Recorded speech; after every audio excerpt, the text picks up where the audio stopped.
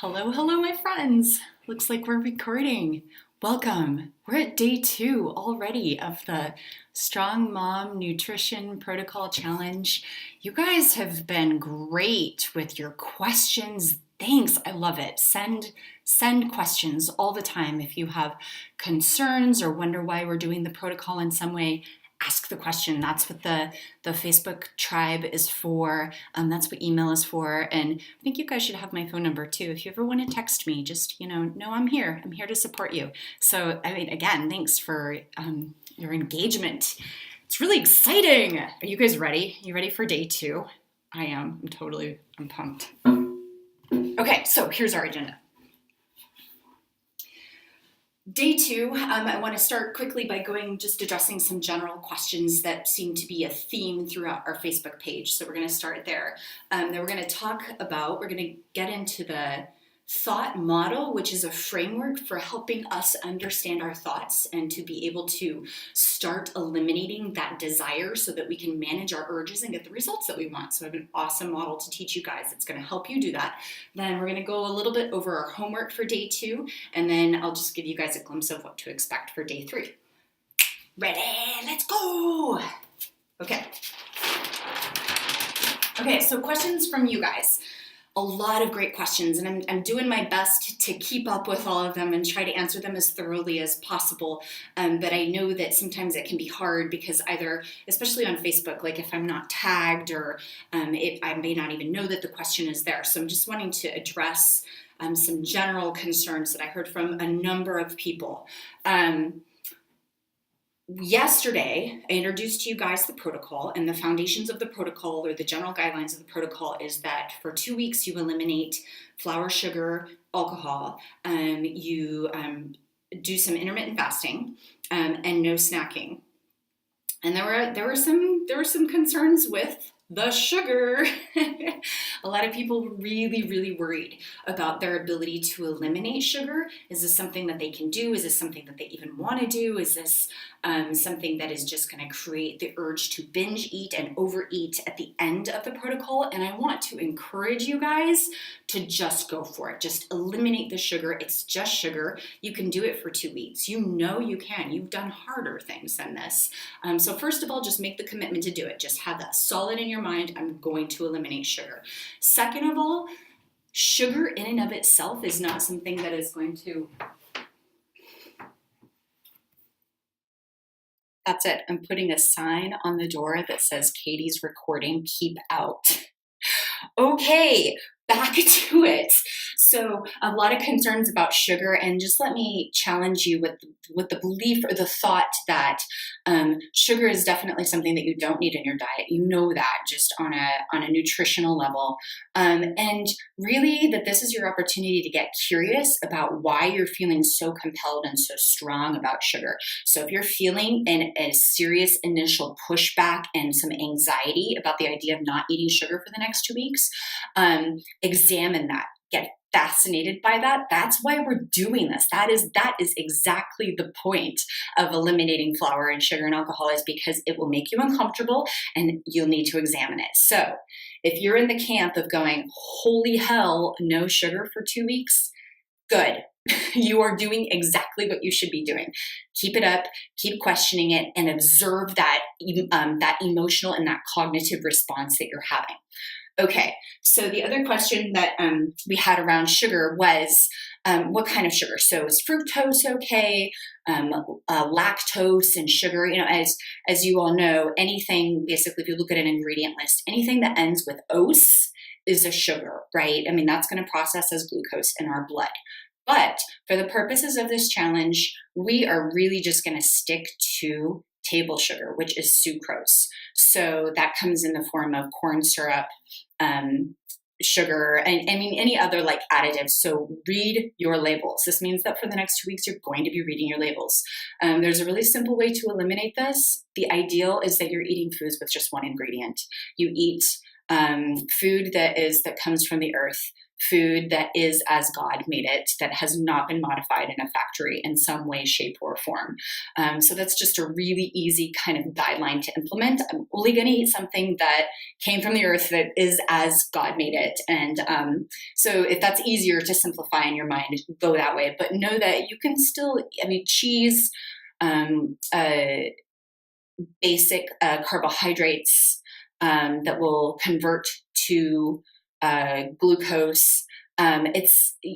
You're going to have to step back and take that on a personal level. And actually, I'm jumping ahead in my mind because we're going to go to this next question that I've gotten a few of, which is, can I add, can I eat, can I do this in the protocol? So like one that Jackie asked, which I thought was a great question, was, can I eat rice on this protocol? Because we're eliminating flour, right? We all know that flour is a carbohydrate. So what about rice? What about potatoes? What about other forms of carbohydrates? French fries, you could feasibly eat French fries. But remember, what is the goal of this protocol? The goal of this protocol is for you to step back from the foods that increase your dopamine levels, that you've developed kind of an emotional response to, and the foods that you know deliberately and specifically have been engineered to increase dopamine levels, which causes addiction, and also to increase glucose in your blood, which then increases insulin and shuttles energy to your fat cells, because you want to train your body to use your body's own fat for energy. So if you find yourself asking yourself, can I eat this? Can I eat Greek yogurt? Can I eat, what about the granola? It doesn't have any sugar in it, but there's like oats in it. Those are the questions to ask yourself. Is this a food that I feel totally managed around? Or is this a food that makes me feel a little bit out of control? The other question to ask yourself is this a food that I know makes me feel kind of, funny? If you don't know the answer to that, maybe this is an opportunity to eliminate this food. And by funny, oftentimes, let's use rice, for example. There are people that have gastrointestinal issues whenever they eat rice, but they didn't even know that their gastrointestinal issues were related to rice because they've never tried to eliminate it from their diet. So if it's something that you're questioning and are just not sure about, and maybe you're on the fence, heck, go all in, sister. Like let's not just dip our toe in. Let's go in. Let's dive. Let's make this happen. So just eliminate it. Just eliminate it, or know that when you eat it, you are going to eat it in a regular size portion. Okay, makes sense? The other thing that I wanted to add is that this protocol, this is your protocol. Like, this is something that you have developed. Develop it for you. Use it as a tool that you can think about and then you can analyze and use for guidelines for your life, right? This isn't, my coaching and my purpose is not to just give you guys a meal plan and say, hey, eat this and only this, and never think critically about what's going on in your mouth or in your body. That's exactly the opposite of what I want to do. I will not tell you what to eat or what not to eat, but I will help you walk through some questions so that you can decide for yourself whether or not this is something that you want to eat. Why? Why am I not making it so simple? Because if I just tell you what to eat, you're not going to have any personal accountability or responsibility. This is where diets go wrong. People just go, they sign up for the template, and they never have a sense of ownership over the process. Again, I'm teaching you how to fish. I'm not just giving you the fish. Yeah? Okay. The other concern that we had was around fasting.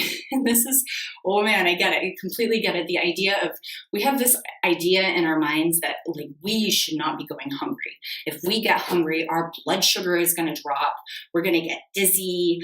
We might pass out. We get emotional. We get hormonal. All of these messages and these thoughts that we've told ourselves about being hungry and the result of being hungry, they're not true. Oh my God, they're completely not true.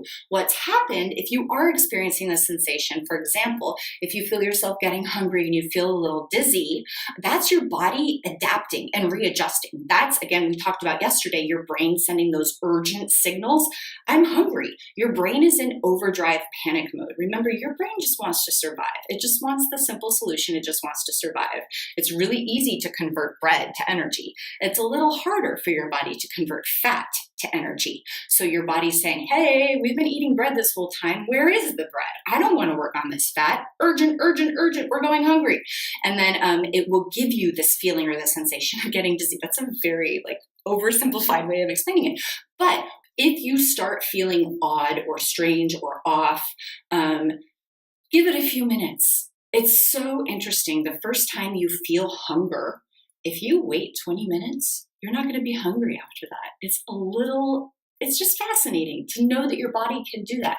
And if you think about it, have we always eaten every 3 hours? I mean, that doesn't even, that's not within our evolutionary history to have to eat every 3 hours. We wouldn't be here as human beings if our bodies needed to eat every 3 hours. So really, if you're having thoughts or fears about the fasting, call those thoughts into question and ask yourself, is that really true? And when you feel anxious or nervous, or if you're feeling a sensation of hunger or dizziness or whatever, know that chances are that is your body transitioning over from a glucose burning to a ketone burning stage. And it's going to be a little uncomfortable the first time your body does it. Here's another trick for successful fasting. Stay busy. Just stay busy. So if tomorrow is a weekend, if you have a pretty low key day, try to just, get outside, maybe mow the lawn, keep your body moving. The idea is that keep your brain preoccupied on something else other than food, read a book, etc. So just, especially for these first few days, just try to stay busy, just do stuff. Okay. Thanks, ladies, for all of those great questions. You're an awesome group. Okay, let's move on. I want to talk to you guys today about the thought model.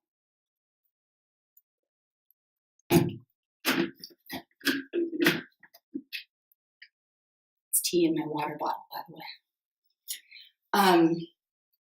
The thought model is something that is really foundationally a cognitive behavioral theory that a circumstance results in a feeling, a thought results in a feeling, which results in a result. A thought becomes a feeling, which then becomes a result, is the basics of cognitive behavioral therapy, right? So if you were to ever go visit a cognitive behavioral therapist, they would walk you through this process of, well, what is the result that you want in your life? Why are you feeling this way? You recognize that this is the thought behind it, right? Versus say like a Freudian therapist who's going to sit there and talk about penis envy and why your mother did you so wrong. Got it? And that's my background, is cognitive behavioral therapy. Though I should add the caveat that I'm no longer practicing as a therapist. I decided when I moved to Alaska not to renew my licensure because I just wanted to coach. So cognitive behavioral therapy has evolved in so many different ways over the years. But I first discovered this model by a woman named Brooke Castillo, who is a life coach. And she has taken it and really kind of pared it down in a way that makes so much sense. I wish they taught this in school. I wish I knew this when I was 17 years old. I probably would have been a way better person in my teens. So if you have kids, particularly if you have like middle school teen kids, teach them this because it will blow their mind. I'm going to run you through it and then we're going to do some specific examples, okay? So the thought model, essentially this is a model that you can use on yourself every single time you have a feeling that you don't like, or there's a result in your life that you don't like, or if you're just feeling generally confused and you just need some guidance. Have you ever had that situation where you're like, I need a different opinion. I'm confused. I don't know what's going on. This is a perfect opportunity to use the thought model. So let's just say if there's ever a negative experience or a negative feeling, bam, this is your solution. Okay, so here's how it starts. We have in our life circumstances, right? Circumstances are things that happen that we can't control. So I drew a little rain cloud here, right? It rains. Like it happens. We can't control it. It's a circumstance. It happens outside of us. It affects us, but we can't control it. That circumstance, we as human beings are going to take that circumstance and we're going to have a thought about it. Now, we have over 60,000 thoughts a day. And most of those thoughts we are not even aware of. So the first time you do this model, you apply it, you're going to be amazed at the fact that you might not know what the thought is in your head. That's okay. That's totally okay.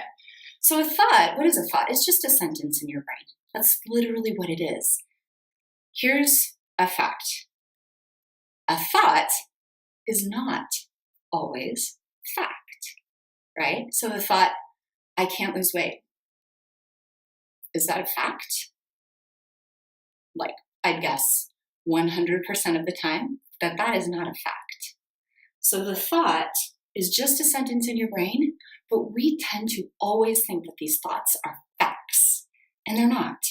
So if you find yourself getting caught in that trap where thinking that your thought is a fact, a thing that I do that's helpful for me is to imagine a jury in my brain. I'll literally close my eyes and just imagine a jury in my brain. And the jury is sitting before me, and I say to the jury, I can't lose weight. What's the jury going to say? And my just guess, best guesstimate. Are they going to say, yeah, that's true? Or are they going to say, 100% of the time they're going to say, no, that's not true. Almost always when we have a thought, it's just a sentence in our brain and it's not a fact. But here's where that thought goes. You guys ready for this roller coaster? So the thought then creates a feeling. And this feeling can be thought of as just a vibration in our body. So a feeling literally is tenseness in our stomach, tightness in our shoulders. Where do you experience? So if we have a feeling of anxiousness, where in your body are you feeling that anxiousness, right? So think of the feeling as the vibration in your body.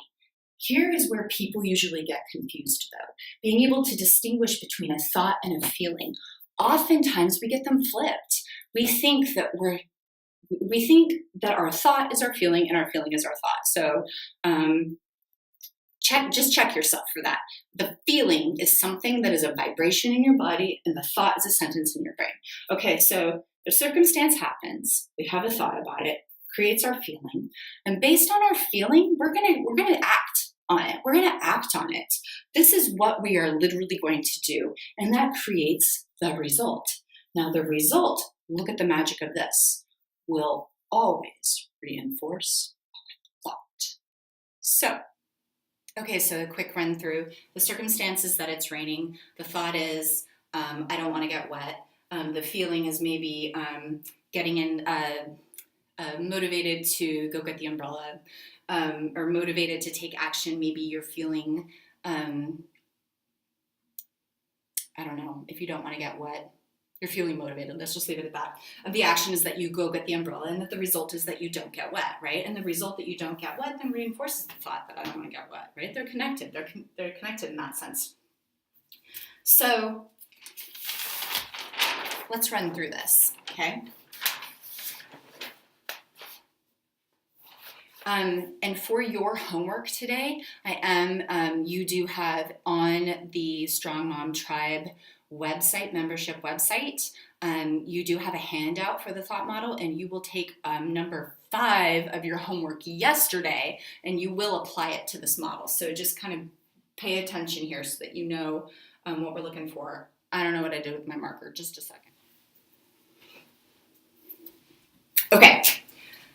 So let's go back to some of the concerns that were voiced today in the StrongMom Tribe Facebook page. And let's just use the concern that was expressed, that I am afraid of eliminating sugar. Okay, so you have this feeling, fear of eliminating sugar. Okay, so we can go, so here's circumstance, thought, feeling, action, result. Got it. Okay, so we know what our feeling is, right? Our feeling is maybe fear, little anxiety,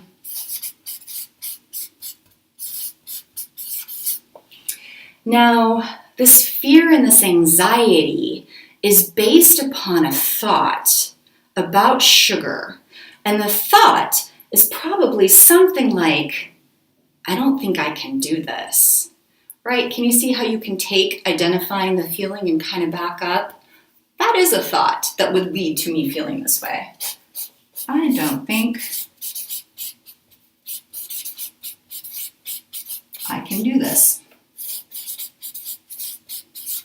Now, when you do your thought model, it's important to keep it short. It's really easy to just start writing like a journal, and it's not a journal, it's a thought model. So use the first sentence that just pops into your mind. Trust your gut, know that you'll intuitively get there. The circumstance is that we're eliminating sugar, right? I mean, that's a bad example because that's something that's happening to us. The protocol. Protocol is the circumstance, right? Like, this is the situation. The protocol is what's going on, and the protocol means that we're eliminating sugar. And you have the thought, I don't know if I can do this, and that creates a feeling of fear and anxiety. But do you remember how we started by just being able to identify, like, ooh, this fear? So by identifying the fear, the feeling, we were able to identify the thought. Got it? Okay, so then the action. Now, what would you do if you had fear and anxiety and the thought that I don't think I can do this? I don't think I can eliminate sugar. Let's just do this. The action is most likely going to be procrastinating the work. Yeah? So we'll go procrastination. We could also put avoiding. Maybe stop watching the videos. Maybe you just decide that this is a waste of time, or you tell yourself a different sentence that's going to reinforce this to get you off the hook, right? So if you're procrastinating and not doing the work for this protocol, what is the result going to be? You won't do it.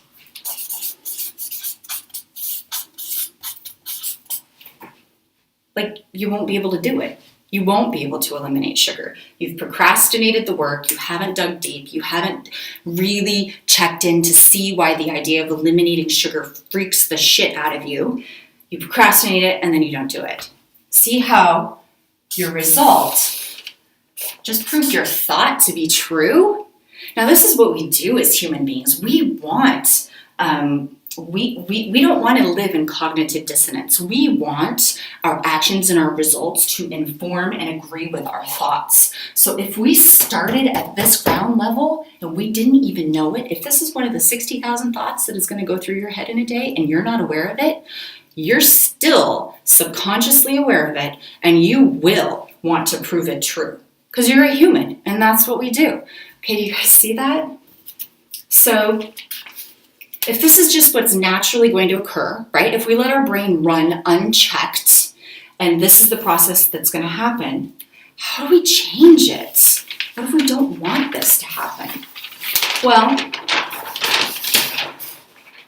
let's make an intentional thought pattern. So pretend I've signed up for the protocol and I've recognized that I am not doing well with the sugar piece at all. I'm going to sit down with my thought model and I'm going to diagram it out intentionally. I'm going to deliberately choose the thought that I want to have that will get me the result that I want. Got it? Okay. So the circumstance again is the protocol. No sugar. Now, if I'm going to be deliberate about this, I know that this issue with sugar is just kind of nudging at me, but I can't figure out why, and I don't know why I'm having such a hard time with it.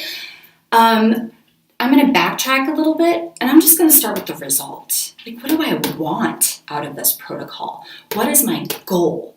The result that I want is to lose 10 pounds.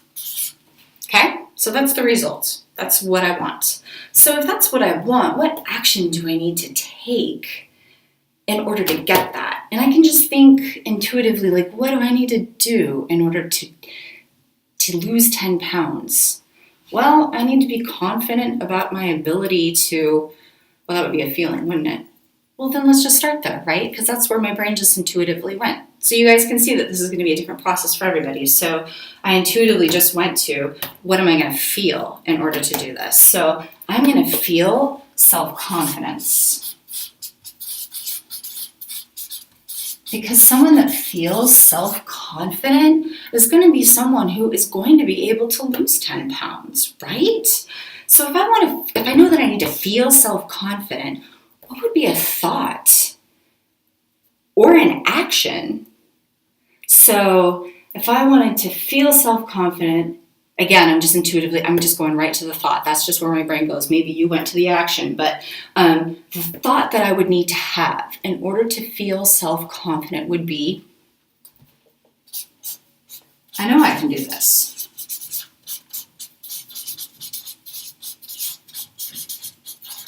Or, I've done harder things than this before. I've already proven to myself that I can do this. I already lived a life without sugar. I know I can do this. I've already proved it to myself.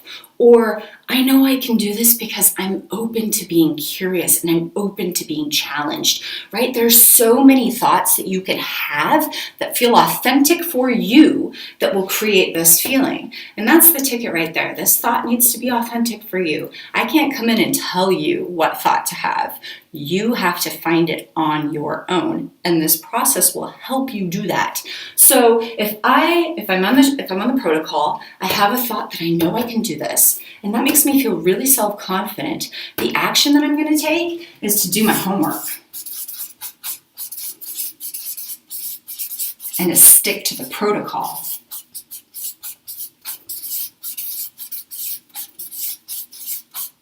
And look at that, I just lost 10 pounds. And check this out. Bam! You damn right I did that. Can you see how this works? And the beautiful part about practicing this is that you become so emotionally mature. It is a level of accountability that you will own. You are responsible 100% for your thoughts about any circumstance in life. This is a model that does not just apply to food. This is a model that applies to your relationship with your husband, to your job, to everything that is going to cause you any distress. This will help you work through it. I guarantee it. This model will solve any problem that you have. So there's the model. This is something that we will continue to use through the next 2 weeks.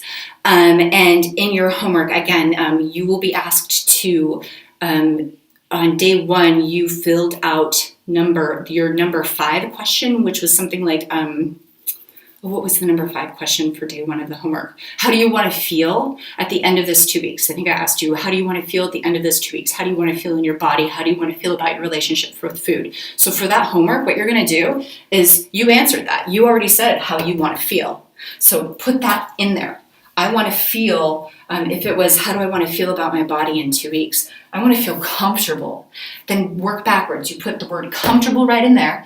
Okay, if I want to feel comfortable, like what do I need to think in order to feel comfortable? The thought I need to have is, I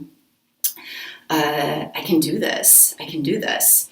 Again, the circumstance is going to be the protocol, right? This is the situation that you're under. So the protocol is the circumstance. The thought is, I can do this. The feeling is comfortable in my body. The action is going to be that you adhere to the protocol. And then the result is going to be that probably by the end of the 2 weeks, you're going to be less bloated. You're going to lose some water weight because you're allowing your system to flush out all of that glucose and start utilizing body fat as energy. So that's going to be your homework. And you've already done part of it.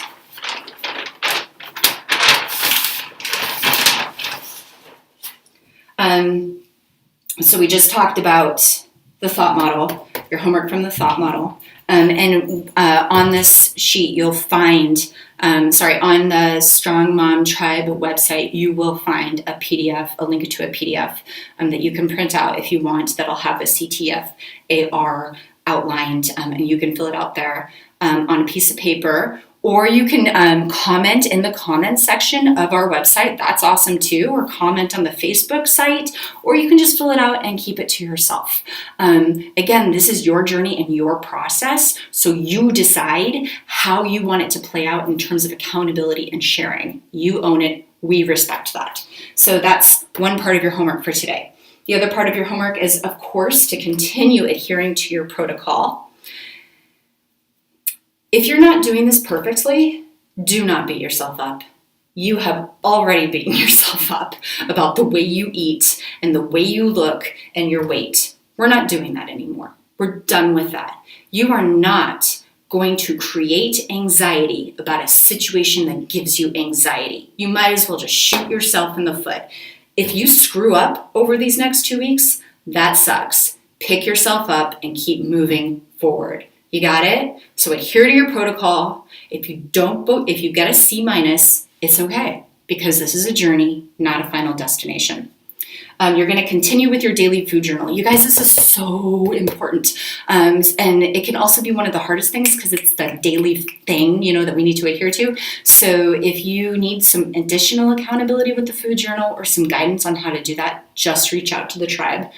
I'm also going to include a bonus this week. So our StrongMom coaching program is an incredible 6-week intensive mastermind coaching program where we take what I'm condensing into a shortened version into 2 weeks, and we just explode it into very profound ways. And I have a very comprehensive and awesome workbook that goes along with that program. And so I've included as a bonus for today, we have in the program, in our 6-week coaching program, we have 4 foundational habits that we go over in detail, and then we practice them and apply them. So I've included one of our foundational habits. So listen to that. I've given you an excerpt from our workbook. So this is an excerpt direct from the workbook that goes with the 6-week coaching program. So you can read through it, or you can just click on the audio and you can listen to me read the document, whatever is easiest for you. Also, just wanted to let you guys know that this 6-week program I offer on a rolling basis, pretty much open anytime if anybody wants private one-on-one coaching with me, which by far is the 100% most successful way and the quickest way to achieve your weight loss goals, is that private, individualized, intensive coaching. And I also offer group coaching. So that needs to be in a group of 6 or more people. And it's, of course, a little bit cheaper than the private coaching. But I'm really excited because at the end of this 14 days, if you guys stick with me for the 14 days, I'm going to offer you these coaching opportunities as a reduced rate, especially because you guys have done so much foundational work. We'll be able to jump into the 6-week coaching program and really hit it heavy. So I wanted to offer you guys kind of a reward or an incentive for really working and kicking ass for these next 2 weeks by giving you an opportunity to extend and really apply and practice the work that you're doing. If you've coached with me before, this is a completely new program, you guys. This is a program that has evolved over the past year. And like I said, if you've coached with me before, you probably didn't get the workbook. This might be one of the first times you've seen it. And it blows my mind. I love it. It's awesome.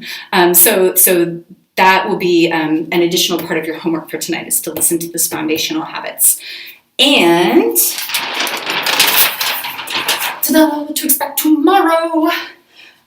So tomorrow is Saturday, you guys. So tomorrow will be Sunday by the time you guys see this. So we're going to be talking about our hormones and how our hormones are inextricably linked to the foods that we eat, and how intermittent fasting will help that. And I'm giving you guys this briefer because it's knowledge. Information is power. Again, I do not come from the mindset that I'm just going to give you a template and you should just blindly follow it. No, I'm going to give you the information you need to be able to adjust, think critically, and be the scientist behind your own destiny and your own weight loss goals. And I'll coach you along that journey, but this is your journey. So balancing hormones is going to be a very critical component of that, because it'll give you some information that will help you understand how food is impacting you, and it's going to be different for everybody. So look forward to it tomorrow. Let me know if you have any questions, and I'll see you later. Bye.